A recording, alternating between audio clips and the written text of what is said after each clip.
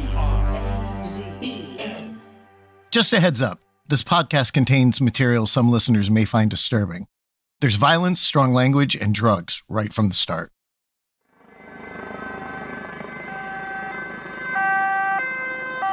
That's the sound of Ridouan Taghi entering the bunker. It's a windowless fortress used as a high-security courtroom on the outskirts of Amsterdam.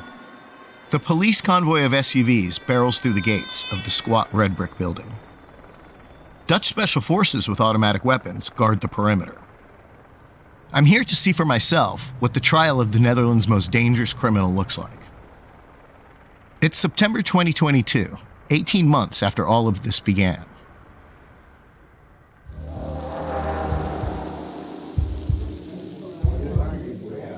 Inside, the decor is organized bureaucratic chic, bland and beige. I'm hustled into a secure area with other journalists and lawyers. We're kept in the back of the courtroom, enclosed by soundproof glass. This lets the judge cut the audio feed during sensitive testimony. We're also prohibited from taking photos. Through the glass, I see the arrival of the lead defendant, Ridouan Taghi. 3 armed police stand within a meter of him at all times. He's smaller than I expected, not a particularly imposing guy, and solitary confinement has clearly been hell on his hygiene. His dark hair has grown out since his booking photo. It's a bit greasy. He looks like a typical middle-aged man who spent a lot of time locked up without a shower. The Crown witness, Nabil B., sits 2 rows behind him. Next to Nabil are lawyers Peter Schouten and Anno de Jong.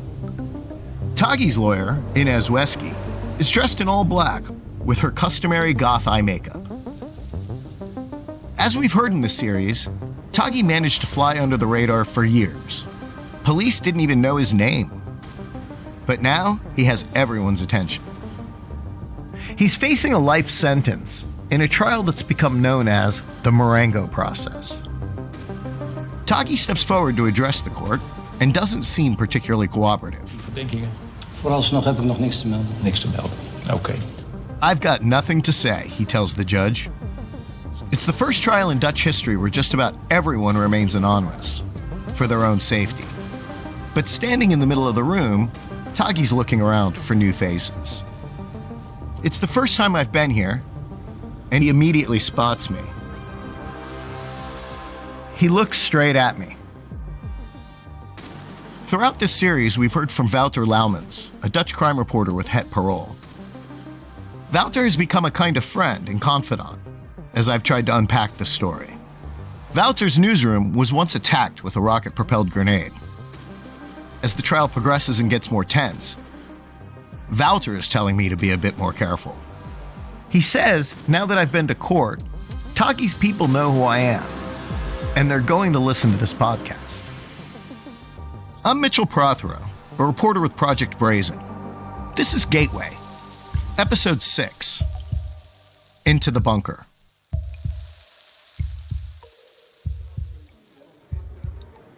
While Taghi sits on trial, 18-year-old Amalia has just started at the University of Amsterdam.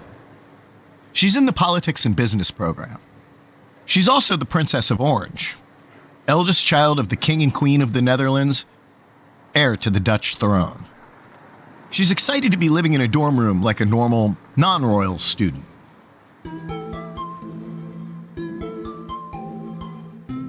But just weeks into Amalia's freshman year, Dutch security services receive threats against the Crown Princess.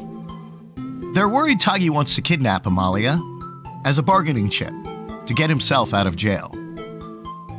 The royal family can't take any chances. Amalia has to come home. Ze is het huis niet uit. U heeft er misschien gehoord over bepaalde nieuws. Her parents give a tearful press conference. The Queen says Amalia can't study in Amsterdam. It's not safe for her anymore. Amalia has to move back into the palace. Taghi's lawyer, Inez Wesky, says allegations of his involvement in the plot are false, unfounded information. She says Taghi has no wish to harm Princess Amalia, and that he would never endanger a child. It's a bit like the reassuring message Taghi sent to the journalist Peter de Vries before he was murdered. Princess Amalia isn't the only public figure receiving threats. Security for Dutch Prime Minister Mark Rutte has also been ramped up after reports that he was being followed by Taghi's associates. The classic Dutch political gimmick, cycling to work, isn't safe for him anymore. The Netherlands' relaxed vibe is changing.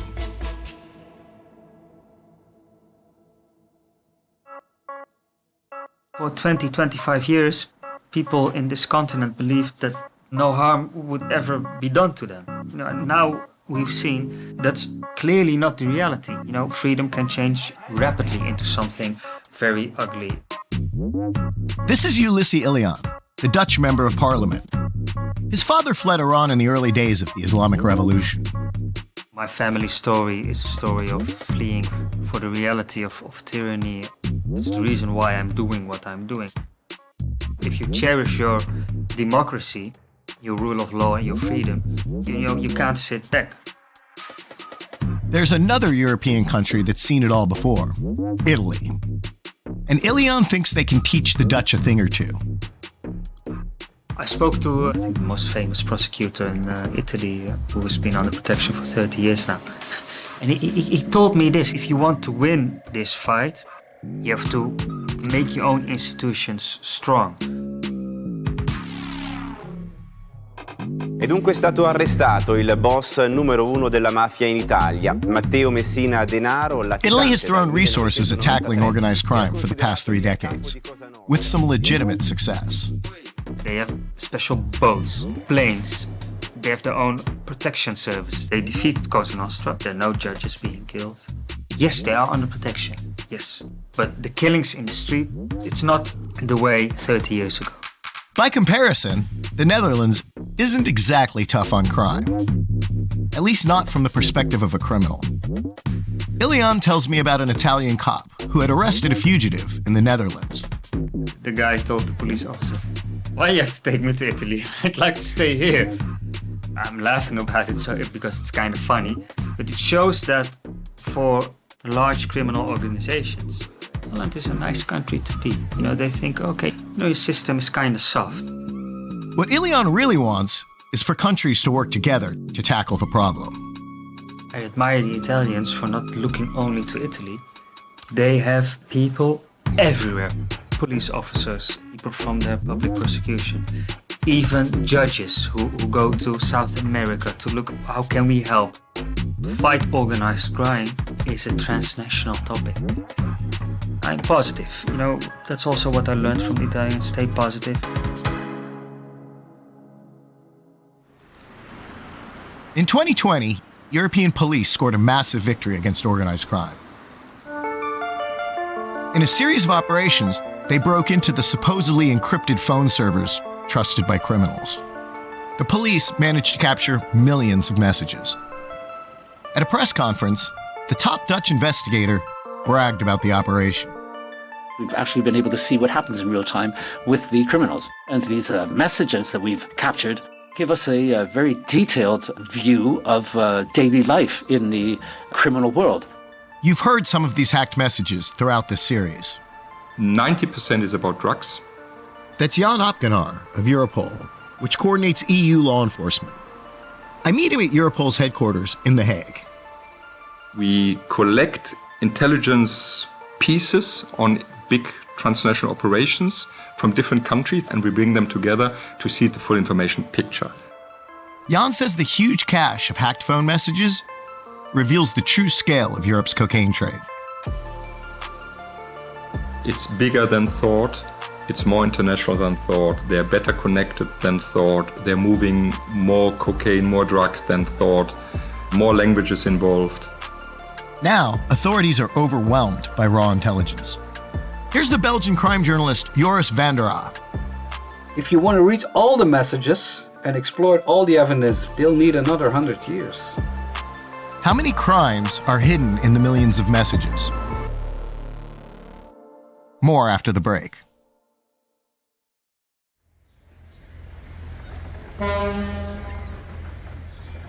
a singer sits on a huge pile of chocolate beans.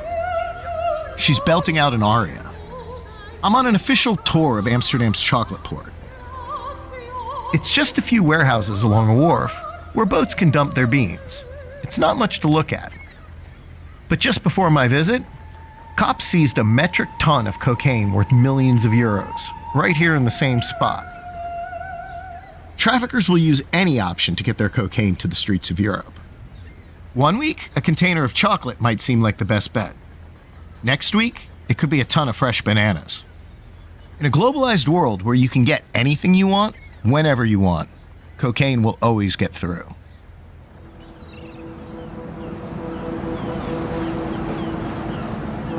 Just across the Belgian border in Antwerp, I meet Christian van der Vaart. He runs customs at one of the largest physical ports on the planet.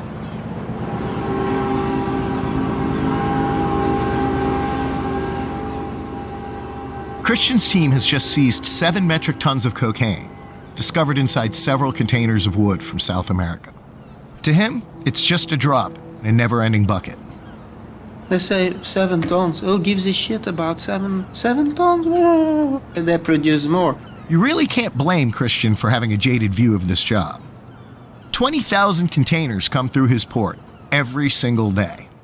Scanning one is cumbersome. Scanning every container is impossible. We have always 8 eyes who look to the container, images, and then decide, is there something suspicious, yes or not? And then the drugs is taken out. Antwerp Customs can only scan 2% of all the containers that arrive each day. So the vast majority of cocaine manages to get through and generates real cash that flows straight into Europe's legitimate economy.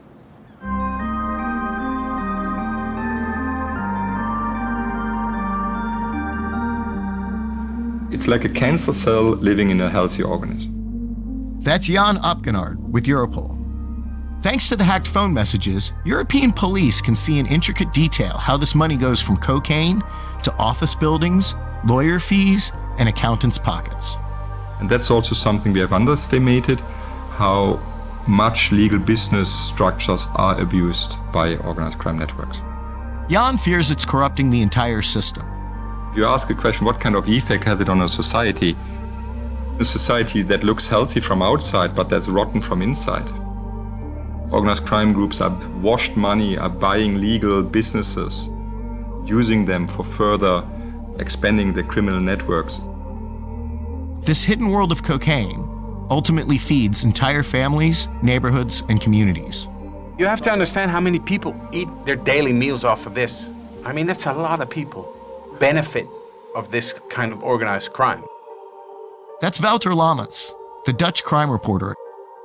Corruption is the guy that works in the harbor and he can, with one mouse click, he can put a container which has to be checked by customs from red to green, been checked. It's corruption. The guy who hands out a fake passport to you, who's working for the council, that's the corruption you're looking at. That's how it's like fungus in society.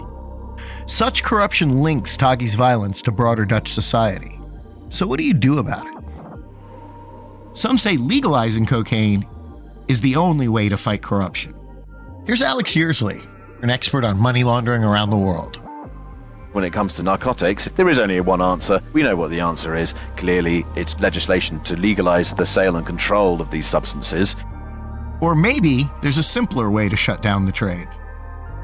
If you're using this stuff, realize that you're supporting this trade. Realize that you're supporting people getting killed in a crazy way by cartels, by financiers in Europe. That's Black Rockstar, a musician and activist you've heard in earlier episodes. I work a lot with youths on the street, in and outside of prison. People don't care. They're like, I need some coke, let's go. In 2022, Europe set a record for cocaine consumption, making it the largest market in the world. More drugs means more money and still more violence.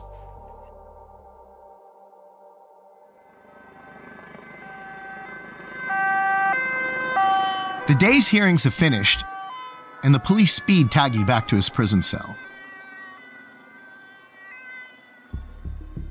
I sit down at a fried chicken shop near the bunker to debrief with a producer. But we soon notice someone's inching closer to us. You know, that's why this guy behind us could be like, maybe he's listening. You know what I mean? Like, doesn't hurt to be paranoid ever when it comes to stuff like this. Maybe he's a real threat, because it's real, you know? It's actually real. Or have we just gotten paranoid from working on the story for so long? Perhaps this is the real legacy of Ridouan Taghi. So many people have been killed or traumatized. Hamza, the white-shirted medical student in Morocco, the daughter of Samir, who witnessed her father's death on the way to Quran class, Martin Koch, Peter de Vries, and Princess Amalia, still in her palace. But Taghi's violence is only one piece of this story.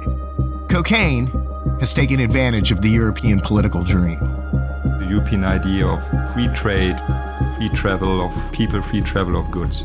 That's an extremely positive, confident thought and political idea, believing in the good of the people. But it is abused. Since our interview, Crown witness Nabil B's lawyers, Peter Schouten and Anno de Jong, have both resigned from the case, without explanation. Taghi's lawyer, Inez Wesky, has been jailed, suspected of passing messages from Taghi to his gang on the outside. A verdict in the Marengo trial isn't expected until at least October 2023.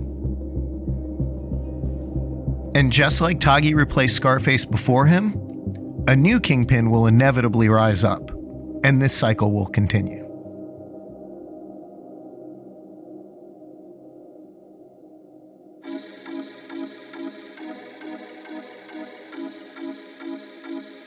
Thanks for listening. Do you have stories or tips you'd like to share? Let us know at gateway@projectbrazen.com. Leave us a rating and review. It helps others find our reporting. Gateway is a production of Project Brazen in partnership with PRX. It's reported and hosted by me, Mitchell Prothero. Additional reporting and production by Don Chu Pinazzo Productions. Editing and fact-checking by Georgia G. Executive producers are Bradley Hope, Tom Wright, and Nicholas Brennan.